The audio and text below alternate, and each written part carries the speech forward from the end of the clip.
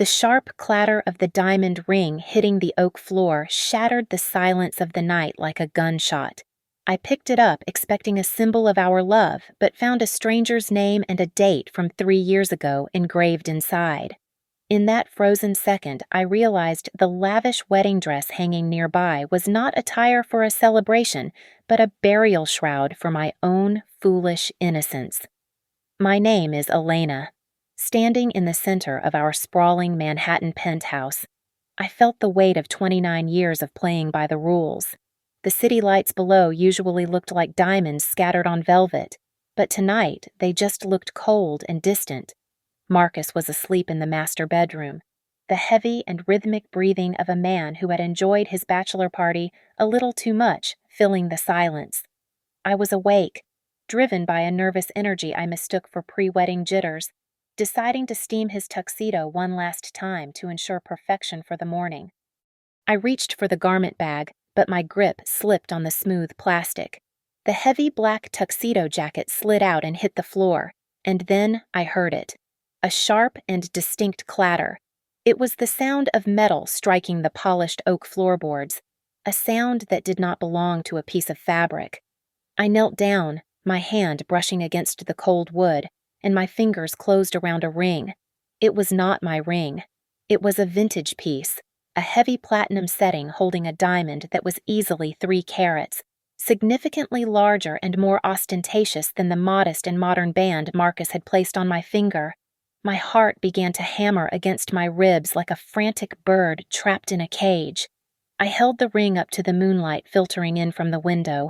Inside the band, the engraving was clear and deep. Vanessa. Next to the name was a date, May 12th, 2021. The air left my lungs. May 12th, 2021. I closed my eyes, my memory rewinding instantly. That was 3 years ago. That was the month Marcus told me he was in London for a merger, 2 months before we had even officially met at that charity gala. He was not in London. He was with Vanessa. Panic threatened to overwhelm me, but a strange and icy instinct took over. I reached back into the inner pocket of the tuxedo jacket where the ring had fallen from. My fingers brushed against something else hard and rectangular. A phone. Not his usual sleek smartphone, but a second device, thinner and easily hidden. I walked into the bedroom, my bare feet silent on the carpet. Marcus lay on his back, one arm thrown carelessly over his head. I looked at the man I was supposed to marry in less than 12 hours. I gently took his hand, the one with the thumb he used for biometrics. He stirred, but did not wake. I pressed his thumb to the sensor. The screen lit up, blindingly bright in the dark room. There was only one message thread active. The contact name was just the letter V. I scrolled up, and my entire reality disintegrated. These were not just love letters. They were strategy documents. He is completely under control. One message from Marcus read, "The polls show a 15% bump with the family man image. Elena is the perfect cover." The reply from V was immediate. "Stick to the plan. Once the governorship is secured, we initiate the separation. You grant her a settlement, and we merge the assets. Just make sure the prenup holds. She is clueless. Marcus had typed just 3 hours ago. I will see you tomorrow. My love. Just wait until I am sworn in." I stood there, the blue light of the phone illuminating the betrayal. This was not a mistake. This was not a moment of weakness. This was a campaign strategy. I was not a bride. I was a statistic, a demographic necessity to win over the traditional voters who would never trust a bachelor playboy. My hands shook violently, but my mind was suddenly crystal clear. I grabbed my own phone and began taking pictures. I photographed every text message, every timestamp, and the ring with its damning inscription. I made sure the metadata was clear. Once I had everything, I carefully wiped the screen of the burner phone and slid it back into his pocket. I placed the diamond ring back exactly where I found it. I looked at Marcus one last time. I could have screamed. I could have woken him up and demanded answers, but that would be too easy. He needed to lose more than just me. He needed to lose everything he had built on these lies. I turned off the lights and walked out of the room. I would not sleep tonight. I had a script to rewrite, and tomorrow, Marcus would play the starring role in his own destruction. I locked the heavy marble door of the bathroom and slid down to the cold floor tiles. My hands were trembling as I dialed Julian. He was an investigative journalist and the only friend who had ever looked at Marcus with suspicion rather than adoration. He answered on the second ring, his voice rough with sleep. I told him everything. The name, Vanessa. The date, May 12th, 2021. The messages about the merger. I heard the rapid clicking of his mechanical keyboard on the other end of the line as he accessed the databases he usually reserved for exposing corporate fraud. Elena, Julian said, his tone shifting from groggy to deadly serious. You are not going to believe this. The information came through in a torrent of horrifying clarity. Vanessa was not just a random affair. She was Vanessa Sterling, the daughter of Senator Sterling, the man supposedly leading the opposition against the party Marcus represented. The date on the ring matched a civil marriage record in a small county clerk office upstate. Marcus and Vanessa had been legally married for 3 years.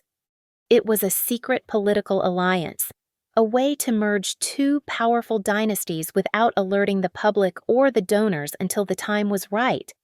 But why me? I asked, though the answer was already forming in the pit of my stomach.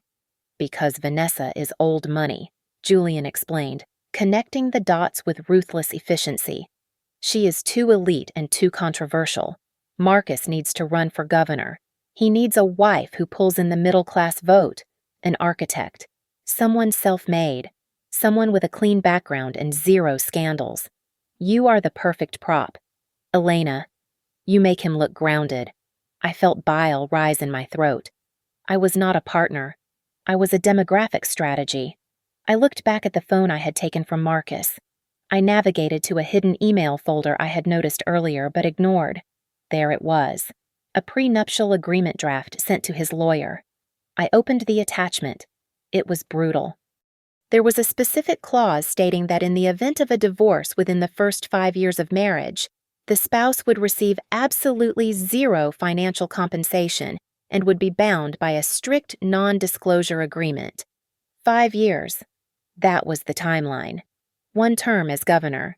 Once he secured the seat and served his time, he would discard me, likely with a manufactured scandal to discredit me, and bring Vanessa out of the shadows. The last 4 years of my life, every date, every expression of love, every promise, had been a meticulously directed scene in a play I did not know I was auditioning for. The tears that had been streaming down my face stopped abruptly. The sadness evaporated, replaced by a searing and white-hot rage. I was not going to be the victim in their political thriller. I was going to be the plot twist they never saw coming.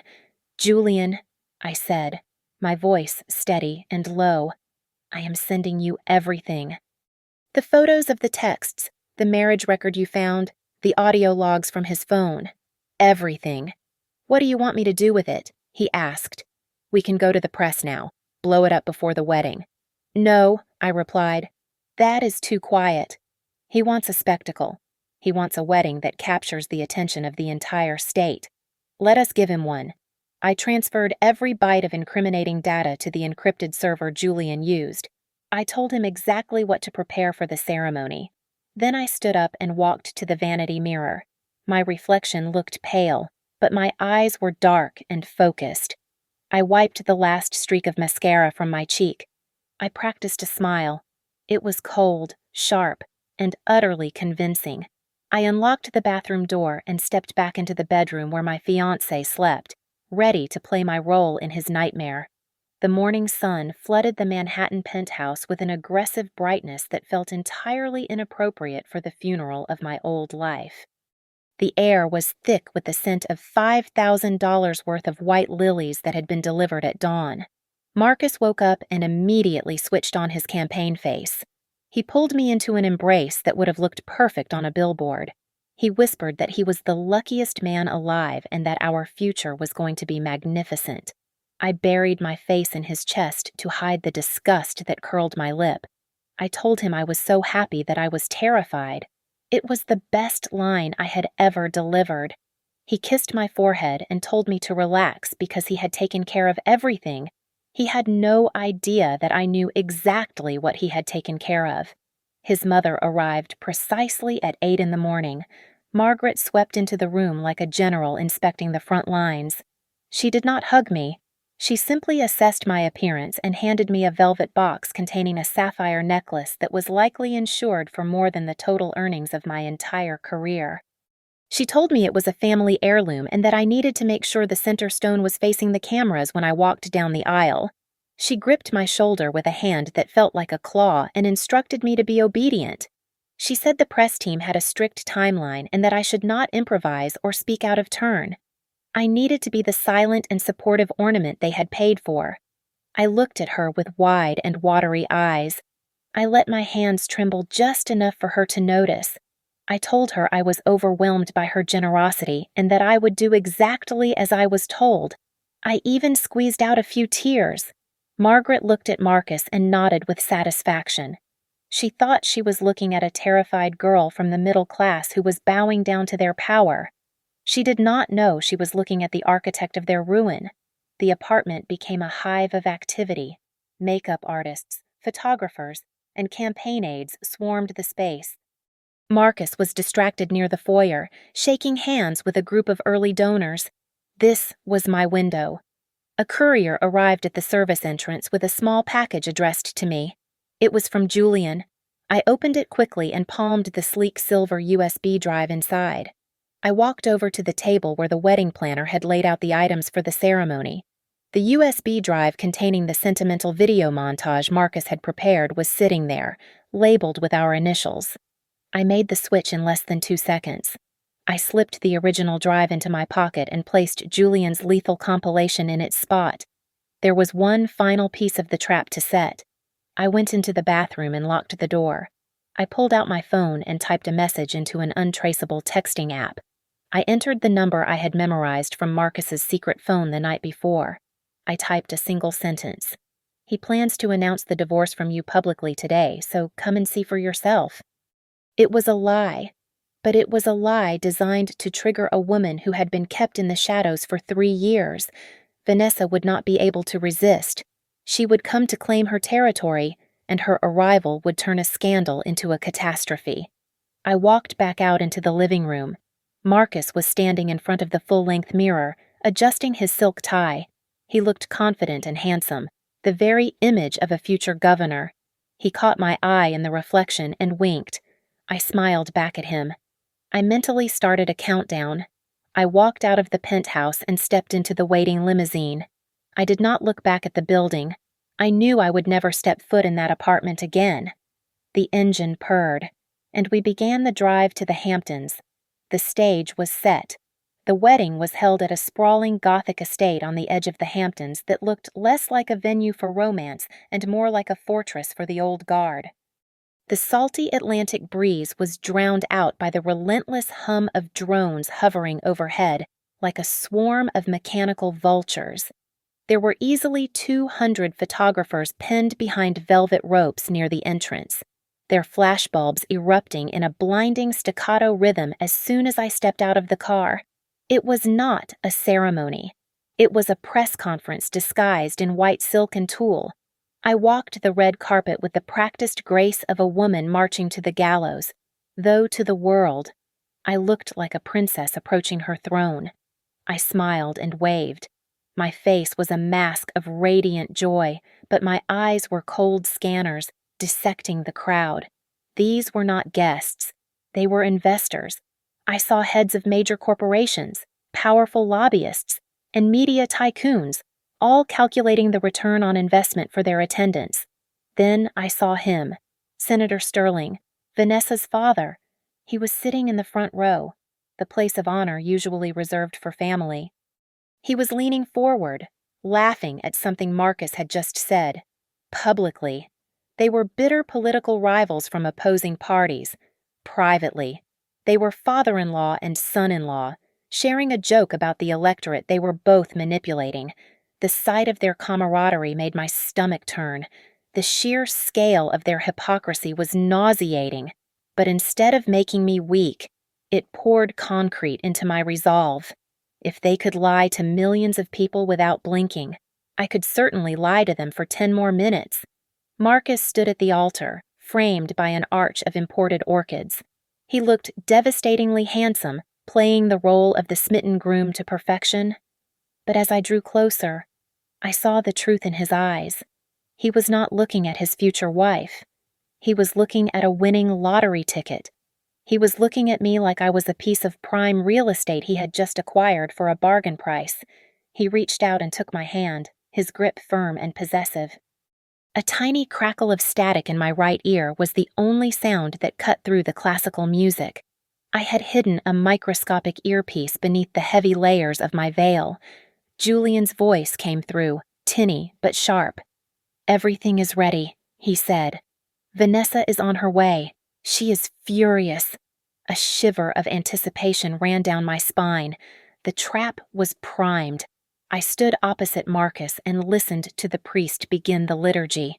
He spoke of sacred bonds and eternal promises, words that meant absolutely nothing to the man standing across from me. To Marcus, this was just a procedural formality, a necessary administrative step to unlock the governor's mansion. He squeezed my fingers, probably thinking I was trembling with emotion. The ceremony moved to the critical juncture. The priest paused and looked out over the assembly of the elite. He asked the question that is usually rhetorical. "If anyone here has any reason why these two should not be joined in holy matrimony, speak now or forever. Hold your peace." The silence that followed was heavy and absolute. The wind rusted the leaves, and the waves crashed in the distance, but not a single person in that crowd moved. They were all complicit. They were all part of the machine. I looked up at Marcus. I smiled, and for the first time all day, it was genuine. "I have a surprise for you, Marcus," I said. My voice was soft, but the microphone clipped to his lapel picked it up and broadcast it clearly across the entire lawn. Marcus's face softened into a look of indulgent affection. He clearly thought I was about to read a poem or present a sentimental gift to wow the voters. He turned to the production crew at the back of the venue and nodded confidently. He signaled them to activate the massive 500-inch LED screen that had been set up behind the altar for the reception slideshow. "Show us, darling," he said, gesturing grandly towards the black monitor. He turned to face the screen, expecting to see a montage of our engagement photos set to a romantic ballad. I watched him, my heart beating a slow and steady rhythm of pure vengeance. The massive 500-inch LED screen blazed to life behind us, overpowering the midday sun with its artificial brilliance. The crowd leaned forward, expecting a montage of soft-focus kisses and romantic vacations. Instead, a high-resolution image of a legal document filled the entire display. It was sharp, undeniable, and magnified to the size of a billboard. It was a marriage license. The names typed in the center were Marcus Daniels and Vanessa Sterling. The date stamped at the bottom was May 12th, 2021. The red seal of the county clerk was visible in high definition, a bloody stamp of authenticity that no amount of spin could erase. A collective gasp sucked the oxygen right out of the garden. It was a physical sound, like a sudden drop in air pressure.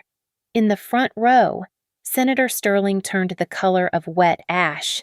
He stood up so abruptly that his heavy wooden Chiavari chair clattered backward onto the stone patio, the noise echoing like a gavel strike. He looked at the screen, then at Marcus, his eyes wide with the realization that their secret pact was now public record. Then came the audio. The speakers, tuned for a live orchestra, crackled once before pumping out a recording I had pulled from Marcus's phone the night before. His voice boomed across the lawn, crisp, arrogant, and terrifyingly clear. "That little architect is clueless." The voice of the groom sneered from the speakers. "I marry her. I lock in the blue-collar vote for the election because they love a Cinderella story, and then I dump her in 2 years. It is easy." Marcus stood frozen at the altar.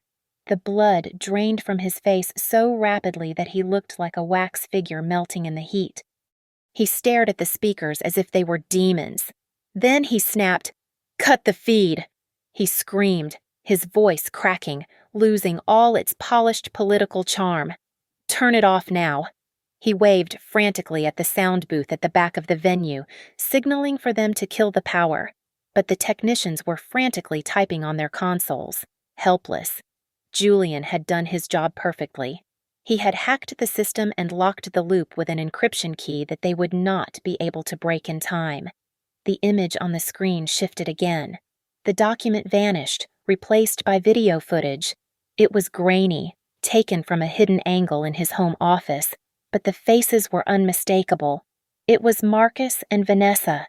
The image was blurred just enough to obscure their nudity, but clear enough to show their intimacy. They were lying on the leather sofa in his study. The visual was scandalous, but the audio that accompanied it shifted the mood from shock to criminal implication. "The money from the construction kickbacks is clean." Vanessa's voice purred through the speakers. "Dad funneled it through the shell company in the Caymans. No one will trace it to the campaign funds." The atmosphere in the garden shifted instantly from awkwardness to hostility. The guests were not just embarrassed, they were enraged. These were people who protected their reputations with ferocity, and they had just been tricked into attending a celebration of fraud. The booing started low and spread like wildfire.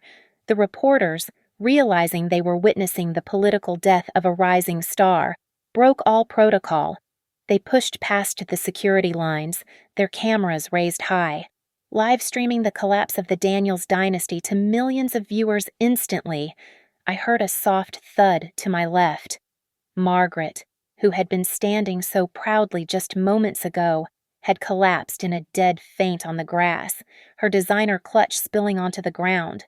No one moved to help her.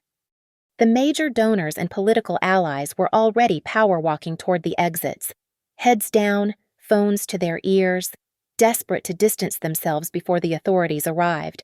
I stood perfectly still in the center of the hurricane I had summoned. I felt a terrifying sense of calm. I looked at Marcus.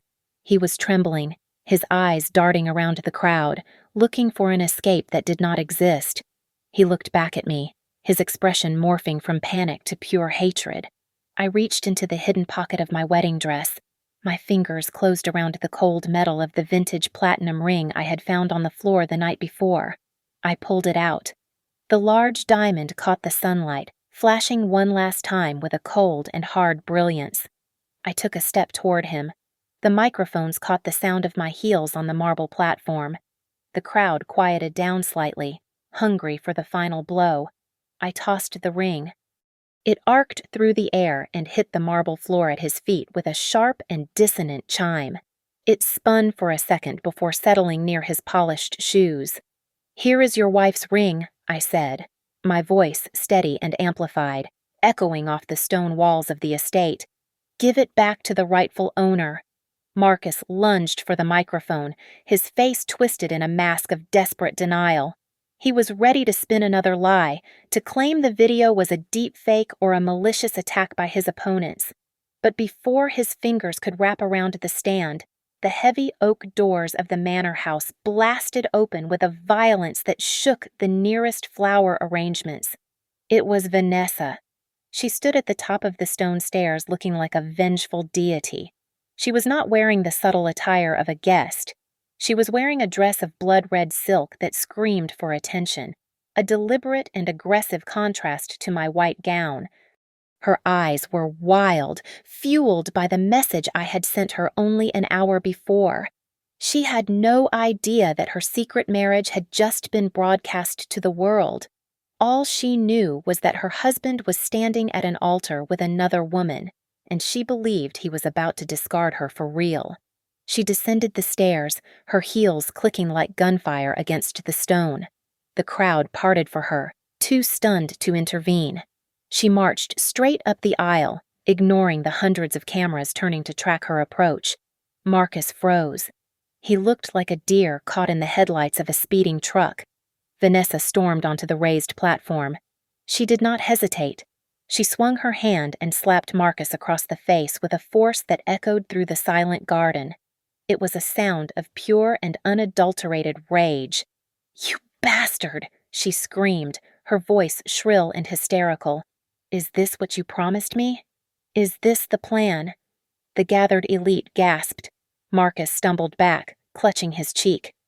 His composure shattered completely. He was cornered, exposed, and now physically assaulted in front of his entire voter base. The instinct of the politician vanished, replaced by the instinct of a cornered animal. He shoved Vanessa backward, hard. She stumbled and nearly fell off the platform. "Get the hell out of here!" Marcus roared. He had forgotten the lapel microphone was still live. His curse word, crude and violent, boomed out over the loudspeakers, shattering whatever remaining illusion of the dignified statesman he had left. Vanessa recovered her balance, her face flushing with humiliation. She was a sterling. She had never been pushed in her life. She lost all control. She did not care about the strategy anymore. She wanted to hurt him as much as she felt hurt. "You push me," she shrieked, pointing a manicured finger at his chest.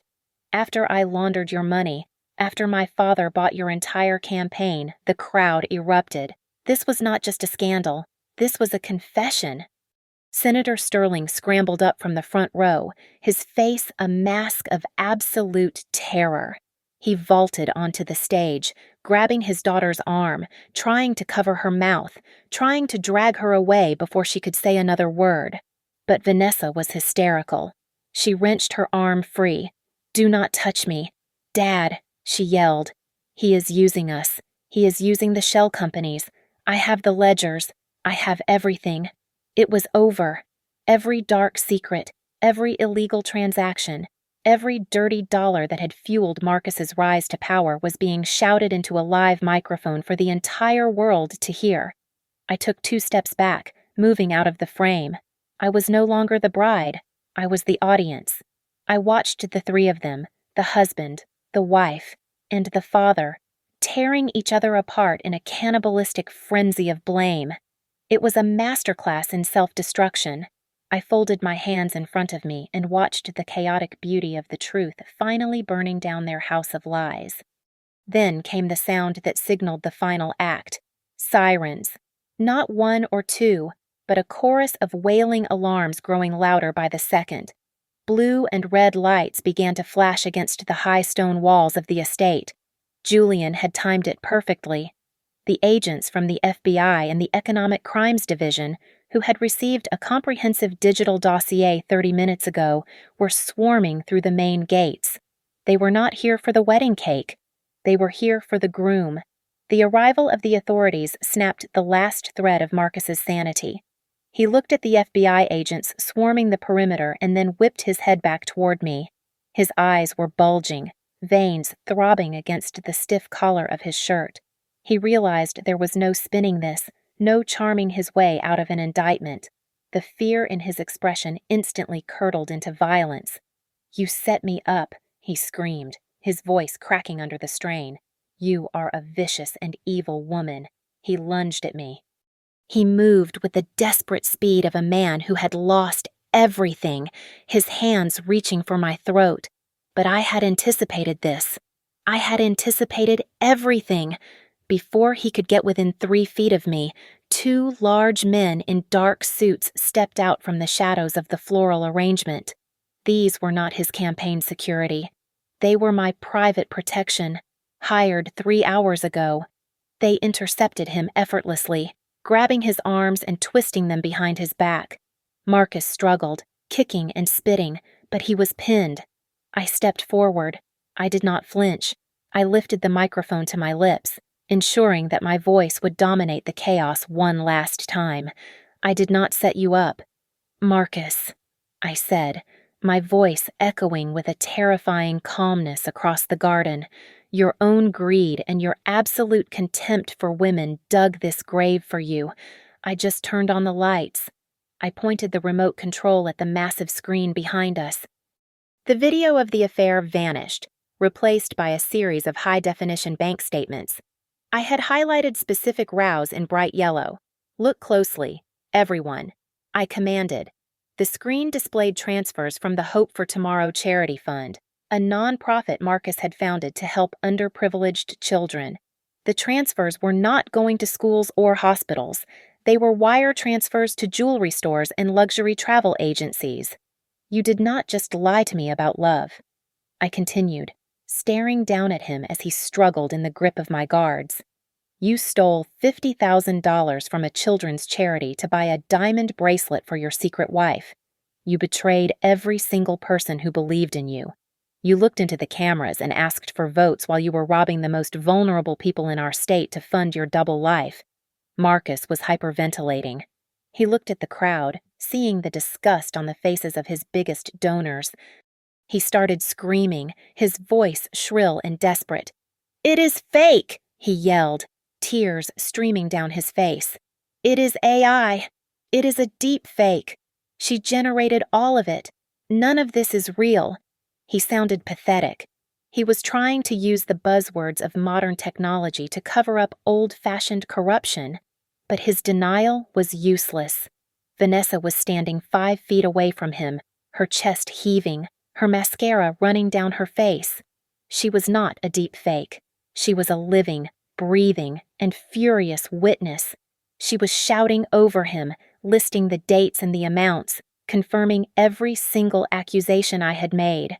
Her hysterical confession was the final nail in his coffin. I walked up to him until I was just outside of his reach. I looked him dead in the eye. I wanted him to remember this face. I wanted him to remember the woman he thought was too stupid to notice the truth. "You wanted the wedding of the century?" "Marcus," I said, my voice dropping to a whisper that was still perfectly audible over the speakers. "I decided to give you the scandal of the century instead." I reached up and tore the long lace veil from my hair. I threw it on the ground next to the ring. Then I grabbed the heavy, ruffled train of my custom designer gown. With a sharp yank, I ripped the detachable skirt away, revealing the sleek and simple white sheath dress underneath. I tossed the excess fabric aside like it was garbage. I was done playing the blushing bride. I stood there, unburdened and tall, watching the police close in on the man who thought he could own me. The FBI agents did not wait for the panic to subside. They stormed the stage with a military precision that made the private security guards look like amateurs. The lead agent, a woman with a face of stone, stepped right up to Marcus. She did not whisper. She spoke with a volume that carried to the first few rows of stunned onlookers. "Marcus Daniels, you are under arrest for election fraud, money laundering, and bigamy." Marcus tried to stammer a protest, but the cold click of the handcuffs locking around his wrists cut him off. It was a sharp and metallic sound that signaled the definitive end of his career. At the same time, 2 other officers approached Senator Sterling. He tried to pull rank immediately. He puffed out his chest and demanded to know if they understood who he was. They knew exactly who he was.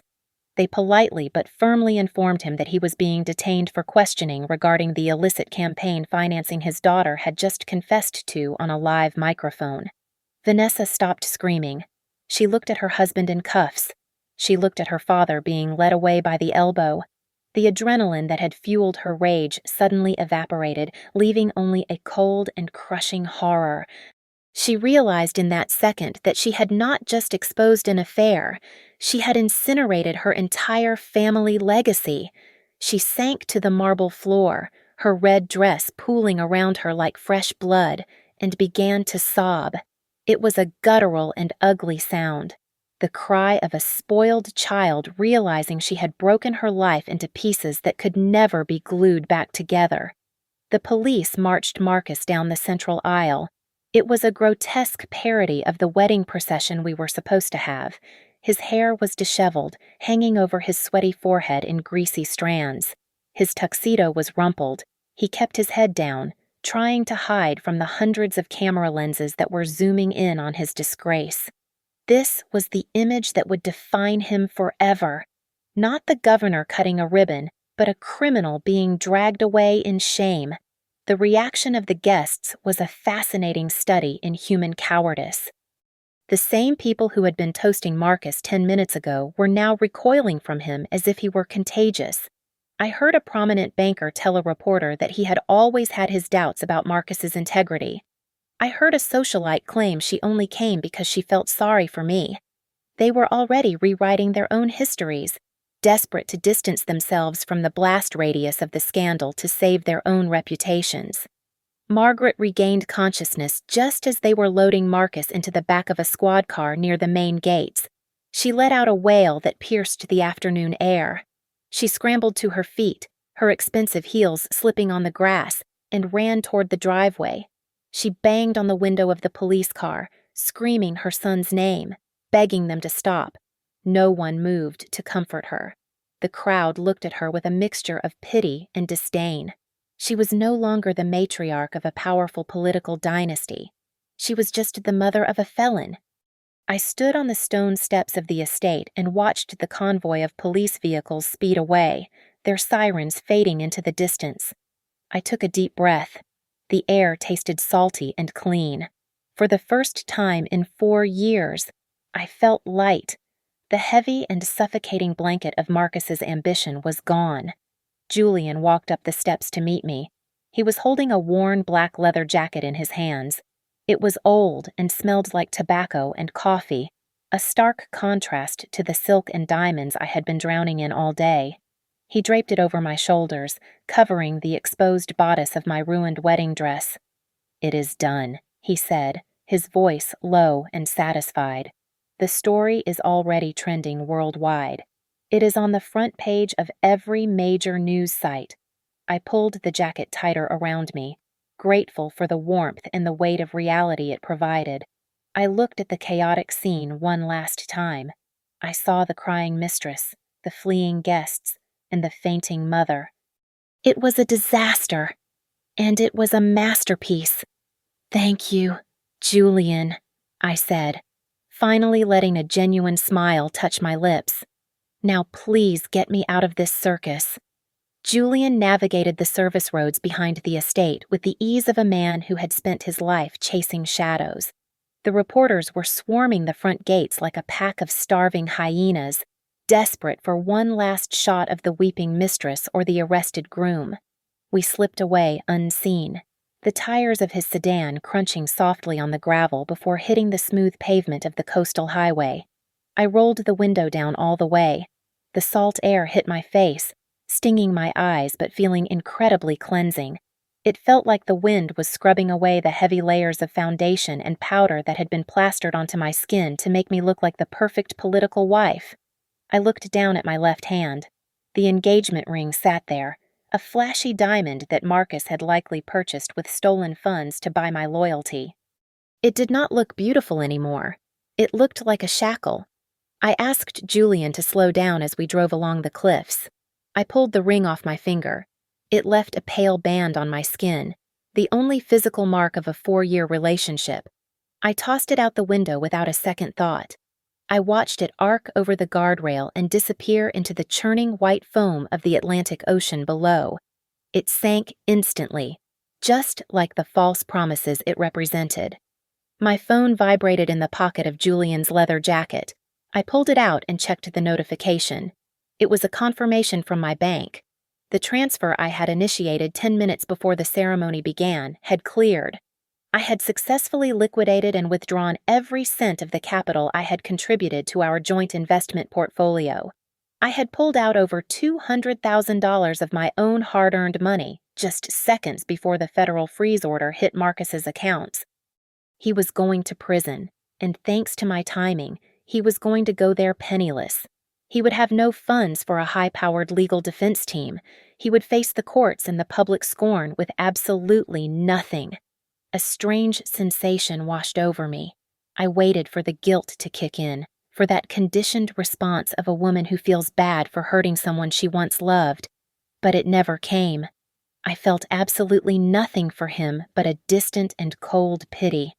I realized that for years I had defined myself by his potential, by the role I played in his climb to power. That version of Elena was dead. I was not a victim. I was not a survivor. I was simply free. My value did not come from a man, and it certainly did not come from the title of First Lady. I turned to Julian and broke the silence. I told him that by tomorrow morning, the media outlets would be offering millions for the exclusive interview. I told him we should take the highest bid. But I did not want to keep a single cent of it. I wanted to donate 100% of the proceeds to legal defense funds for women trapped in abusive marriages and organizations that fought against coercive control. I wanted my story to fund the freedom of 1,000 other women. This was not just about punishing Marcus. It was a warning shot to every man who thought he could use a woman's heart as a stepping stone for his own ambition. The sun was beginning to dip below the horizon, painting the sky in bruised shades of purple and orange. The day was ending, and darkness was settling over the ocean. But as I watched the light fade over the water, I felt a surge of energy. For the first time in my life, the sunset did not feel like an end. It felt like the bright and blinding dawn of a life that finally belonged to me. The fluorescent lights of the city detention center hummed with a headache-inducing frequency that smelled of bleach and despair. I sat on the cold metal chair and waited for the guards to bring him in. When Marcus finally appeared on the other side of the reinforced glass, he was unrecognizable. The dashing politician who had charmed half the state 24 hours ago was gone. In his place sat a man who was broken, unshaven, and trembling with a mixture of rage and withdrawal. He picked up the phone receiver with hands that shook violently. "Why?" he hissed, his voice cracking and desperate. "You could have had it all, Elena. You could have just kept your mouth shut and been the governor's wife. We would have lived like royalty. Why did you have to burn it all down?" I looked at him, really looked at him, and realized I felt absolutely nothing. No anger, no love, just the indifference one feels toward a stranger. I leaned forward, my voice steady and calm, because I would rather be a struggling architect with my soul intact than a plastic doll locked in your glass display case. I replied. I placed a thick envelope on the metal counter between us. He stared at it with wide eyes. "My lawyer filed this morning," I said. "It is a lawsuit for emotional distress, fraud, and a formal annulment of our engagement contract. I am not just leaving you, Marcus. I am ensuring you never profit from my name again. This is the bill for wasting 4 years of my life." I hung up the phone before he could scream again. I stood up and turned my back on him, leaving him shouting silently behind the soundproof glass. I walked out of the heavy steel doors and into the gray afternoon. A light rain had started to fall. A gentle and rhythmic drizzle that felt like it was washing the grime of the last day off the sidewalks and off my skin. I pulled out my phone. I went to my contacts and found his name. Delete. I went to my gallery, scrolling through 4 years of memories, the trips to Cabo, the galas, the quiet dinners that were all part of his act. Select all. Delete. The screen went blank for a second before refreshing. The only image left was a photo I had taken 10 minutes ago of a patch of blue sky breaking through the storm clouds. Julian was waiting for me at a small coffee shop across the street. He was not waiting with flowers or a grand romantic gesture. He was waiting with 2 steaming black coffees and a look of deep respect. We did not hug. We simply nodded at one another. It was not the start of a new romance. It was something better. It was the acknowledgement of 2 soldiers who had survived a war together. "What now?" he asked, sliding a mug toward me.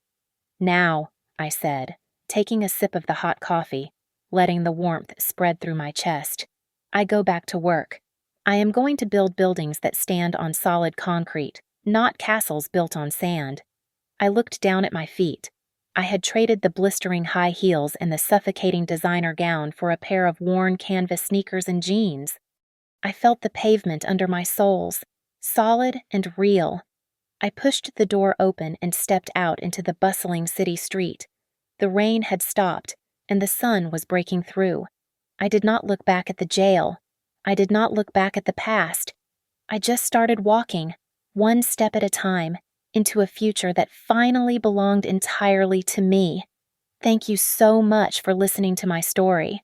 I would love to know where you are tuning in from, so please drop a comment below and share your thoughts on Elena's revenge.